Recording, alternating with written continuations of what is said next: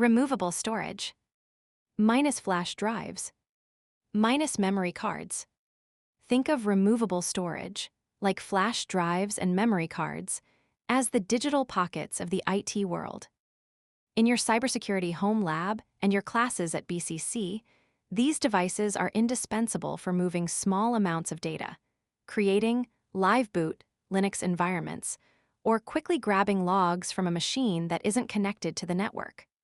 While they aren't as fast as the NVMe drives inside your system, their portability makes them one of a technician's most powerful tools. 1. USB flash drives. A USB flash drive, often called a thumb drive or jump drive, is a self-contained storage device that uses NAND flash memory, the same type of chips found in your SSDs, but in a much smaller package. As a technician, you must distinguish between the physical connector and the speed standard. Just because a drive has a blue plastic tip, USB 3, doesn't mean it's fast if the internal controller is cheap. The technician's toolkit. In cybersecurity, you will frequently use these to create bootable media. Using a tool like Rufus or Baelna Etcher, you can put an Ubuntu Live ISO on a flash drive. This allows you to plug the drive into any computer and boot into a clean Linux environment without touching the internal hard drive, perfect for forensic analysis or resetting a lost password. The security risk. Because these are so small and easy to hide, they are a major security threat. A common social engineering attack involves dropping a malicious flash drive in a parking lot, hoping an employee will pick it up and plug it into a work computer. 2. Memory cards, SD and microSD. SD cards, secure digital, and their smaller siblings, microSD, are the standard for small devices like cameras, Raspberry Pis, and smartphones.